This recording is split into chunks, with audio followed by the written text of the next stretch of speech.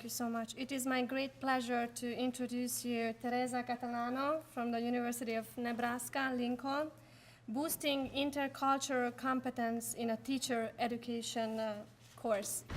Thank you.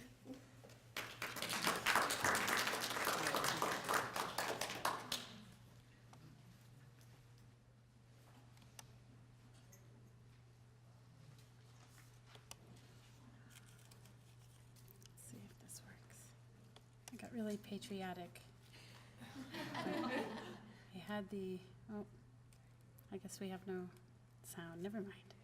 Anyway, I just want to warn you that I get kind of a power rush when I have a microphone, so I love it. Good morning, everybody. It's so great to be here.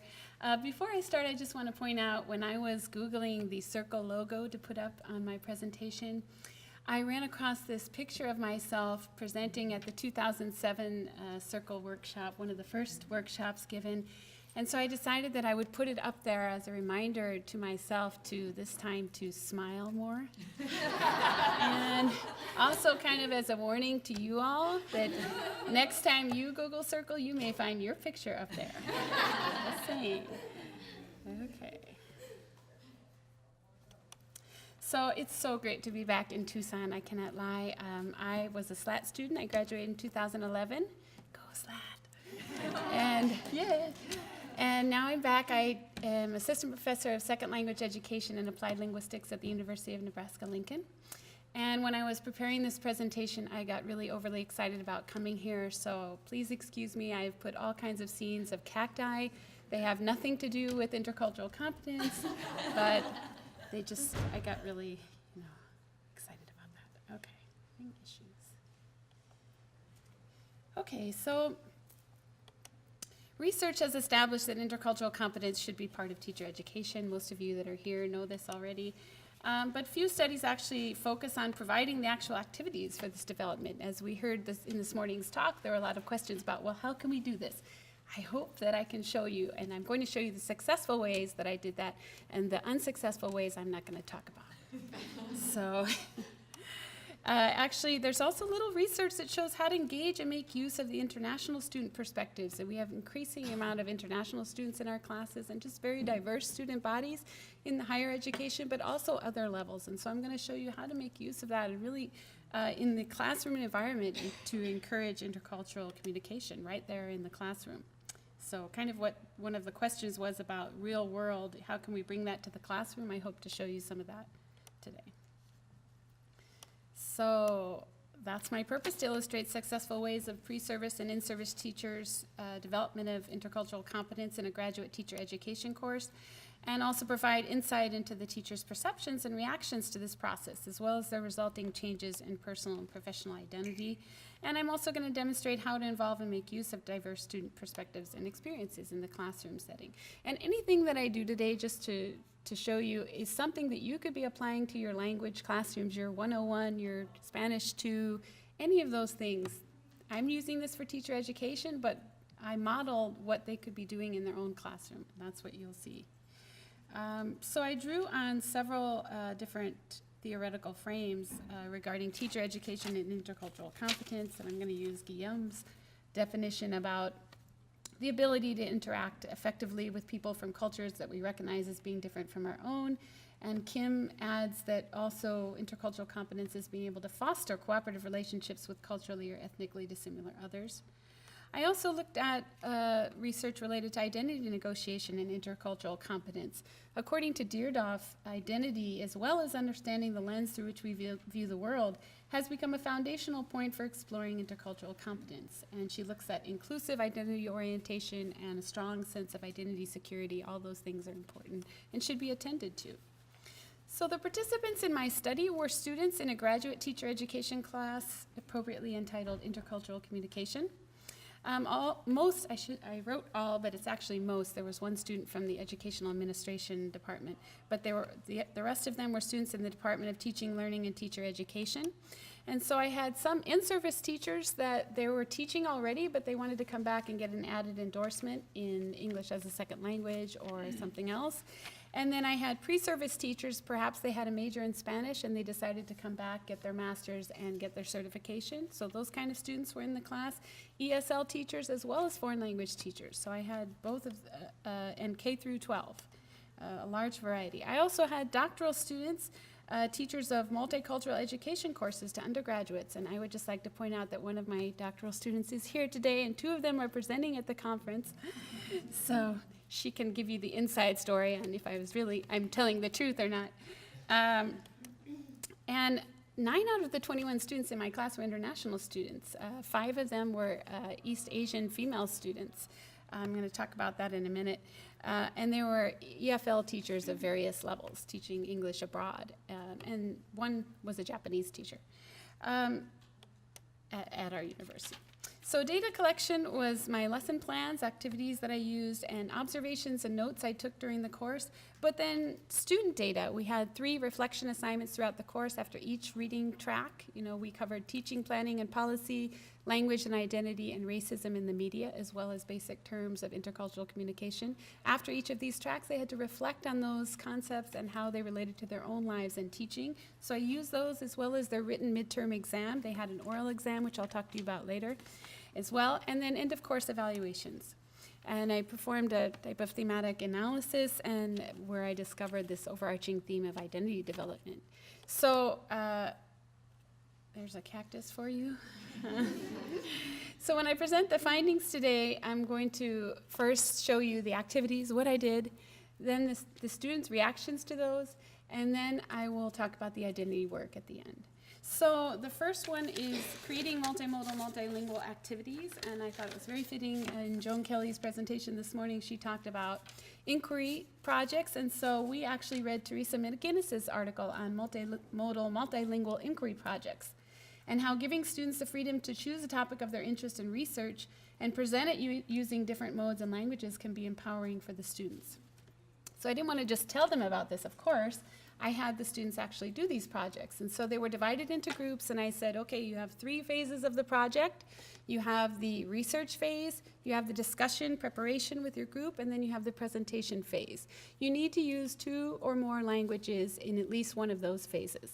Okay, and I'll talk to you about how I already knew the groups would be distributed with different languages and cultures. But, and then they had to use different modes. They couldn't just talk, or they couldn't just show us slides with verbal information. And so just to give you an example of the variety of the things they did, and their topic was something related to intercultural communication, which is what they were learning in the class. And I had one group, they read a study on the correlation between music and emotion. And so they played songs in 5 different languages, and they had the students gauge the emotion of the songs. So they used their multilingual aspect with the songs as well as their research, because they had to understand the songs. And then I had another group, they decided to talk about greetings and giving gifts to a professor, which was my favorite topic, of course. I was really happy to see that. But so what they did is they came up and they each presented a gift to me, which I gave them back, you know. And they did this in the language and culture, and they taught me how I should receive the gift, right? And so this was done multilingually as well. And then I had some other groups where they did their discussion in various languages because they could, because they had shared languages. Other groups, they each did research in their own language that they preferred, and then the rest of their presentation was in English, you know. So it varies, and they were given this freedom, and the students, well, I'll show you, they really enjoyed that, and they also enjoyed the very multimodal aspect. Another activity that I incorporated was painting. I had groups of students, they created an abstract watercolor that presented the central concepts of one of their readings. And so they worked as a group, and what was really interesting is the intercultural communication happening when they're doing the painting. So I asked them to talk about the symbols that they were using to represent the main concepts, and I was so surprised by how different people were using different symbols, and their discussions that were going on as they were painting. Then they had to show the paintings to the class, and the class had to interpret what they thought they were trying to portray, and that was really interesting in itself. And then they also got to explain their own perceptions. So the whole exercise was intercultural communication, and they were also gaining a deeper understanding of the reading, of the most important concepts. Dance, this was my first experiment in actually using dance as a means of teaching content. And you see this picture is actually, I think it's iconic of my view of how professors should treat graduate students. Right?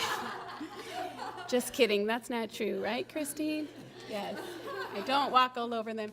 But incidentally, the girl with the ponytail, she's actually presenting right now in another room. She was a doctoral student, which I scoped out at the beginning. She was also a dancer and a Zumba instructor. So I enlisted her and this other student to help me in the presentation. And what we did, we had studied Galen Irvine's 1995 article on language differentiation and the semiotic processes of iconicity, erasure, and recursivity. What you see here is erasure. And so what we did is, these are really complex concepts, and these students were in education department. They hadn't been exposed to too much linguistic anthropology or linguistics. And so I knew it was going to be tough to really give them an embodied understanding. And so the movement helped, just them watching us helped them. But then after that, I asked them all to do the same thing in their groups. They had to come up with a movement base. I say movement so I don't scare them by saying dance, because that scares students. And they had to come up with a presentation based on using the movement to help their classmates understand better. Okay, I feel like I skipped something. Yeah, I'm going to go back because somehow I missed a slide. So if you can just bear with me. Somehow this is... Oh, never mind. I guess I'll just tell you about it since somehow the slide disappeared. Let's see, unless it's here.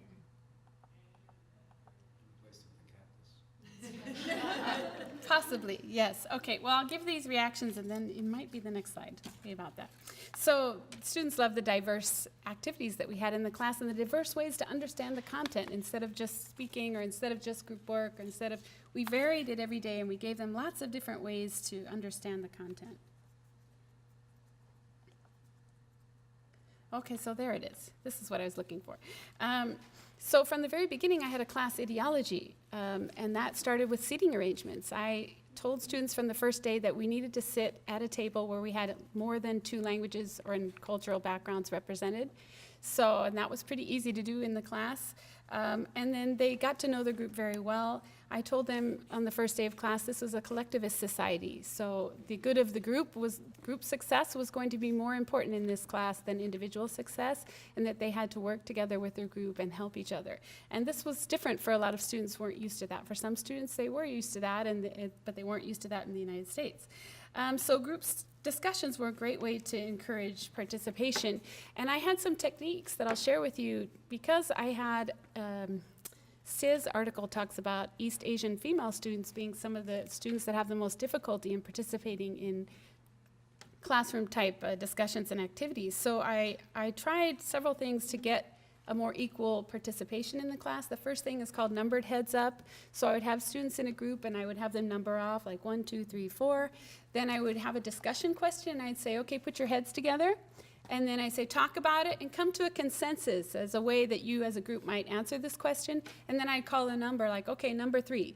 And in every group, the person who's number 3 has to talk. But that person then doesn't feel put on the spot or nervous. It's really good for second language learners because they have time to think and talk with their group and get corrections before they're called on. Another thing that I'm trying right now is using poker chips, because sometimes all of you might have had this experience where you have students that talk too much and then others that never talk or don't want to talk or don't get the chance. So they each get 5 chips. Every time they talk, they put the chip in the center of the table. Then when their chips are gone, they have to wait till the rest of the group has finished their chips until they get their chips back. And I've noticed that the students really are becoming so conscious of working together and letting other students participate. And then I've really tried to utilize the funds of knowledge all the students bring to class. And in order to do this at the beginning, before class starts, I research who's in my class. And if I don't get that information about their backgrounds, I do an interest survey at the beginning as well. So for example, I found out that I had a student that taught 5 years in Japan, so I chose an optional article that was talking about teaching English in Japan. And all of the optional articles, students will present them. We have a student presentation each week on the optional articles, so I target where the students are from. So I had a student last semester from Vietnam. I chose an article about English teaching in Vietnam. Of course, they always take the bait. She chose that article to present.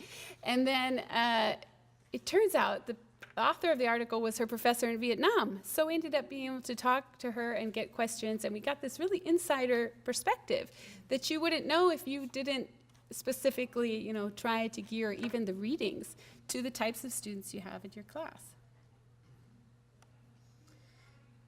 And students really love the community aspects. The student says, I felt like each Tuesday I was coming to see my friends and family. The sense of community built within this course was a stepping stone from which all our dialogue was built. And then on the written midterm exam, I asked, what is culturally responsive education? And a lot of the students gave examples of our class. And so they really caught on to, I was trying to model that in the class, which was nice to see. In this class, our instructor attends to the different cultures students bring with them and uses them as class resources. Through group conversations and discussions, we use our cultural backgrounds to teach others and learn from others. I also involved student panels. Since I had 5 students from China, we read Lee's articles on Chinese perspectives of learning. And then I had the students sit at the front, and the classmates could ask them anything about the Chinese education system. And I wrote in my notes afterwards that students on the panel had very different answers to the various questions about the education system in China. And so because their classmates could see, wow, wait a minute, they're all from China, but yet all their answers differ so much, they began to see them as individuals.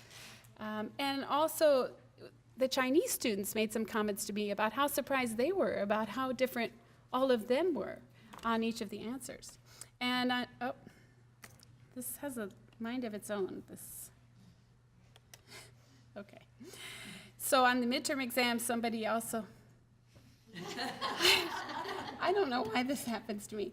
Okay, somebody else was talking about the same thing, so I'll go on because the presentation wants me to move on. Assessment is really tricky, we all know.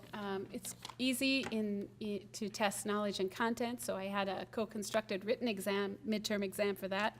But for assessing attitudes, beliefs, and values, it's much more difficult. So I decided we would have an oral exam, and it was in the form of a role play. The students each in their groups came up with a role play scenario, and then they voted as a class on one that they thought would be most relevant and adaptable for our activity. And so they chose dual language education. We only have 8 dual language schools in Nebraska, and this was particularly relevant. And so they each had to choose a role and take a side and argue for or against. And so I put in my notes that playing the roles made the situation come alive. They were able to see both sides, incorporate what they learned to articulate themselves better, and to advocate for the rights of their students, one of the goals of global citizenship education. And the student said, how great to have an opportunity to practice being in a situation where you're asked to defend your position related to intercultural communication. I'm sure this skill will be useful in the future. So a lot of times, we teach them these new attitudes and perceptions and so on, but they don't have a chance to practice applying it and articulate. How are they going to actually respond when somebody gives them this opposing view, right? And this was really good practice for that. I also had guest speakers and films. I brought in my research on Romani Americans and Romanis in Italy, and I had them watch The Fourth Nail, which is directed and produced by a Romani American. I also had them watch American Tongues, that talks about different dialects in the United States and attitudes toward them. And one of the students said that the student-led discussion board about these videos gave her great insight into how to incorporate the linguistic diversity of our country into her ELL classroom, into teaching English. Of course, I always involve food as much as possible, so students had to bring food, but explain the cultural context and significance of the food according to their cultural background. So everybody had something to share there. Everybody had some kind of tradition or, time when they ate this food, and students always love food, no matter what you do. And then I had ceremonies, because we made this kind of a life, a ceremonial experience for the class. And so at the beginning, we created a mandala where students had to develop and really get to know their own identity and their goals and aspirations, and we shared those with each other. And then at the end of the class, we had to destroy our mandalas because we were going forth into the world, and we did this through movement. And so it was just kind of a part of of remembering to take everything we knew and apply it to our lives afterwards. All right, so now there's some winter cactus for you. We're going to get to the identity negotiation that was occurring in the class, and I'm just going to give you a few tidbits just so you can see some of the things that the students were going through and they were noting on, especially on their reflection assignments. So the student says, for the first time, I'm able to connect what I learn with my personal and professional life and see the value in what I'm learning. She made me reflect on everything I do and constantly inquire about my field of study. Articles and class discussions made me aware of my lack of cultural sensitivity and brought an opportunity to examine my role as a language instructor. This student was particularly impressed with the Gallin-Irvine article on recursivity, erasure, and iconicity. And she said, these ideas lend me a new lens to look at language practices in China and help me to see things I didn't see before. While an obsession with being standard is forming, the value of dialects and ethnic languages is played down in China.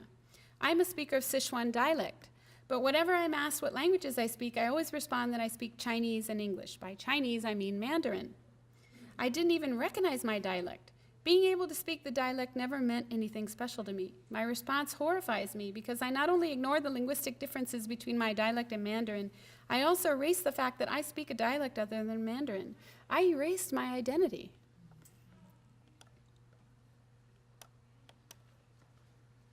And this student is a Japanese teacher, and she said that after reflecting on class materials and the related discussions, I realized that my past ideas and teaching strategies have displayed characteristics of linguistic imperialism.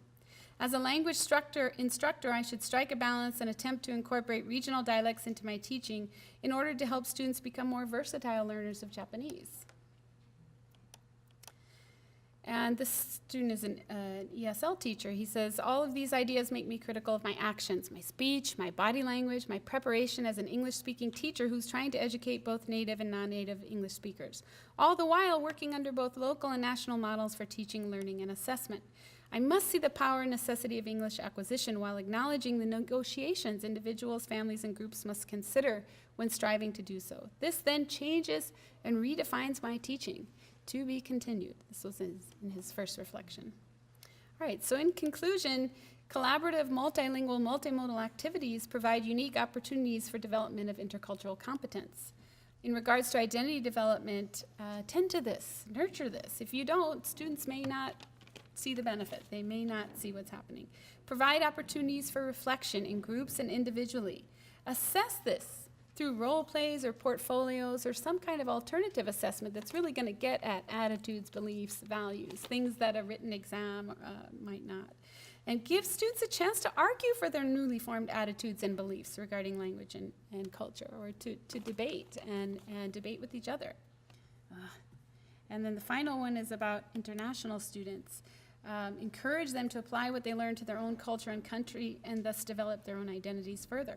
Encourage interaction between different types of students in your class. We have, a lot of us have this kind of microcosm of the world in our classrooms, you know, and there are study abroad opportunities, service learning opportunities, all of those things, but there are things we can do in the class, and one of them is to really engage students in these interactions with each other.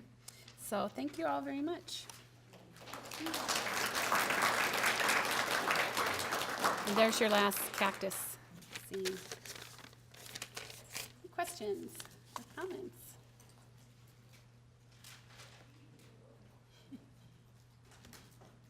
Yes. I'm interested in what you did for your The painting? role playing thing. Could you explain more? Because I'm interested in like alternative ways of assessing student progress and outcomes. Yeah, about the role play? Mm-hmm. Yeah, absolutely. So the midterm exam had two parts. There was a written part, and the students co-constructed the terms. So they were going to define and give an example of terms, and those were based on, at the beginning of class each week, the students had to come up with a list on a Google Doc of the most important terms from the readings and discuss them together. And then for the midterm, I let them choose the ones that they found the most interesting or the most difficult to do. And so that was the written exam. And then for the oral exam, I told them that they needed to come up with a situation that's, that they needed to be able to debate for or against. And so each group came up with one scenario, and then they voted on it as a class. And then when they did when they did it, I had them divided into two groups. So we had two groups of for and against. And so they were the audience, they were the town hall when they weren't one of the sides. And then they were lined up, you know, in seats facing each other. And I was the mayor of the town. I introduced, you know, we were gonna have a town hall meeting. And then they each played their roles. They brought costumes. It was fantastic. Some of them really, really got into the roles. And she's laughing over there because she remembers there was somebody she was arguing against them, and she was saying this ridiculous thing about books and how we don't have the books. And anyway, it was just, it gave them a chance to really see both sides because they were enacted, you know, and then how to respond. So even the ones that were playing the opposite side that they really felt, you know, they were able to understand, you know, better how people are, you know, how it's a complex issue, and it's not always as simple as you think, and you have to be prepared to be able to articulate. So we debated that, and then they got a chance, let's see, each person got to say their particular 30-second part about, you know, their role. You know, I'm an administrator, and for me, blah, blah, blah. And then we did that, and then in the end we had open debate, and then we kind of voted as a whole, you know. I think, was that right? We voted at whether which side won, yeah. And then afterward we broke it down and we said, okay, now let's talk about this activity. You know, how did you feel? And does that help? Go more in detail. I was just going to ask you, so it seems like you're doing this whole emphasis on the collective, which I love what you said, like bringing the three heads together in this collective perspective, but you're also bringing in individual agency. Like you said, they see China as this homogenous group, but you're just letting them see the individual. So where do you strike a balance between the collective and the individual in assessing it? Again, that's the problem I'm having right now. For personal reasons, I'm trying to set something up myself. Yeah, well, I think in ours it worked out perfectly with the midterm. If you do a written part, then they get the individual. You know, they did work together to come up with the exam, but they were graded individually on the written part, and then on the I told you I get a power rush. I don't want to give it up. Yeah, and then on the role play part, they had to work together as a team, and they were voted, and so as a team they all got graded. So they got a collective score, and then they had an individual score. And you always see sometimes people get really nervous about, you know, they don't want to be graded with other people, you know, it depends.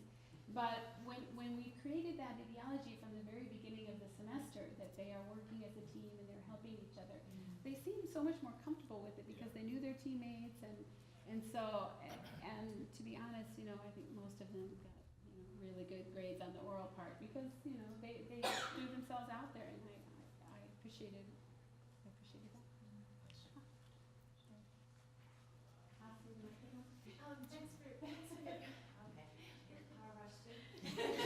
Thank you for the good ideas, and I just wanted to ask if you could just give a little bit more detail about how you use the movement to help the students understand and express these complex ideas. Yes. That sounds really interesting. Well, if the person rolling on the floor wasn't presenting right now, I'd bring her over and demonstrate. But basically what I did, I prepared this kind of speech that talked about iconicity, recursivity, and erasure. And then for each of the major parts, you know, we basically acted out through dance. So we had, I can just give you an example of with recursivity when we talked about projecting onto different levels. And so at that point, I think I was the bottom, and then she got on me, and then the other one got on top of her. And that was one way we demonstrated with recursivity. With erasure, the example you saw there with when I was walking over them, we were demonstrating how linguists and linguistic anthropologists often, you know, go into these areas and they're influenced by ideologies that people are telling them, well, you know, these people are very, very different, you know, and it was about Senegal. And actually the languages they were speaking were very similar, but because people had been telling them that they were very, very different types of people, that they actually categorized the languages as different, and they weren't, so they erased what was actually the truth, was that they were quite similar. And also they erased the fact that the languages were used quite often in tandem. It's not this line where, you know, I speak this language, you speak that, especially in Africa, there's so much of this, multilingualism, just people are learning languages simultaneously and moving them around, and so that's what the erasure was. There's a video online, I can try to put it up somewhere or send it to you, but it's all about how to use dance to teach content, and they show it with physics and chemistry. It's really fantastic. It's done really professionally, much better than we were able to do in our small classroom. Okay, I'm getting the stop. Thank you, everybody.